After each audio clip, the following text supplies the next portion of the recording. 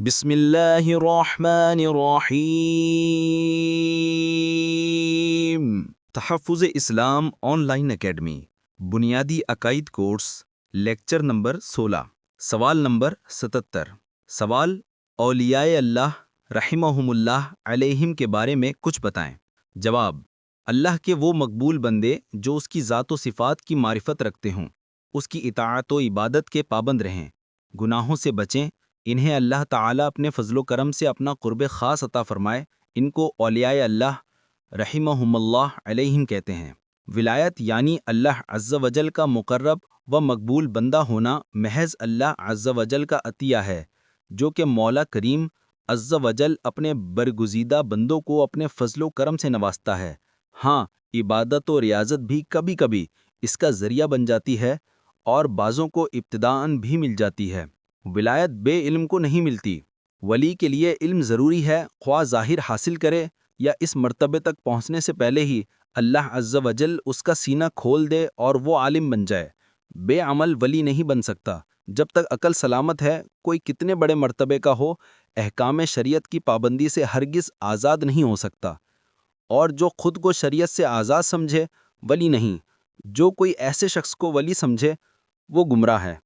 اللہ عز و جل کی عطا سے اولیاء کرام رحمہم اللہ علیہم بہت کچھ کر سکتے ہیں، ان سے عجیب و غریب کرامتیں ظاہر ہوتی ہیں۔ سوال نمبر 78۔ شرک کسے کہتے ہیں؟ اس کی کتنی اقسام ہیں؟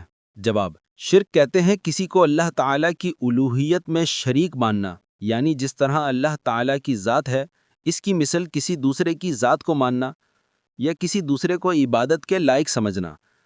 مزید اس کو اس طرح سمجھیں کہ شرک توحید کی ضد ہے، اور کسی شے کی حقیقت اس کی ضد سے پہچانی جاتی ہے، لہٰذا شرک کی حقیقت جاننے کے لیے توحید کا مفہوم سمجھنا ضروری ہے۔ توحید کا معنی اللہ تعالیٰ کی ذات پاک کو اس کی ذات اور صفات میں شریک سے پاک ماننا، یعنی جیسا اللہ تعالیٰ ہے ویسا ہم کسی کو نہ مانیں۔ اگر کوئی اللہ عز و جل کے سوا کسی دوسرے کو اللہ تصور کرتا ہے تو وہ ذات میں شرک کرتا ہے۔ اسی طرح اللہ جیسی صفات کسی اور کے لیے ماننا یہ صفات میں شرک ہے۔ شرک کی 3 اقسام ہیں۔ نمبر 1، جس طرح اللہ تعالی وجود میں کسی کا محتاج نہیں، ہمیشہ سے ہے، ہمیشہ رہے گا، اس کی صفات بھی ہمیشہ سے ہیں، ہمیشہ رہیں گی، اس طرح کسی کا وجود ماننا شرک ہے۔ نمبر 2، اللہ عز و جل کائنات کا خالق ہے، اسی طرح کسی اور کو کائنات کا خالق یا اس کی تخلیق میں شریک ماننا شرک ہے۔ نمبر 3، اللہ عز و جل کے علاوہ کسی کو عبادت کے لائق سمجھنا شرک ہے۔ سوال نمبر 79۔ جائز امور کو شرک کہنے والوں سے میل جول رکھنا کیسا؟ جواب، جو مسلمان کو مشرک و کافر کہے، حدیث شریف میں آیا کہ کفر کہنے والے کی طرف لوٹتا ہے، اس لیے مسلمانوں پر لازم ہے کہ ایسوں سے جو بلا وجہ مسلمانوں کو بات بات پر شرک و بدعت کے حکم لگاتے ہیں دور رہیں، کہ حدیث مبارک میں فرمایا گیا کہ بد مذہب سے دور رہو اور ان کو اپنے سے دور رکھو، کہیں وہ تمہیں گمراہ نہ کر دیں اور کہیں وہ تمہیں فتنے میں نہ ڈال دیں۔ سوال نمبر 80۔ سوال، بدعت کسے کہتے ہیں؟ جواب، بدعت سے مراد ہر وہ نیا کام ہے جو سرکار صلی اللہ علیہ وسلم کے مبارک دور میں نہ تھا، بعد میں کسی نے اس کو شروع کیا۔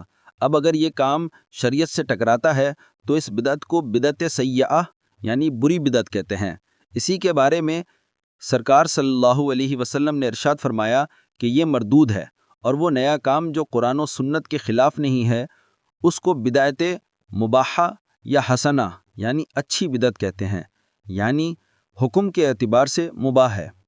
اللہ پاک ہمیں دین اسلام کی تعلیمات کے مطابق زندگی گزارنے کی توفیق عطا فرمائے۔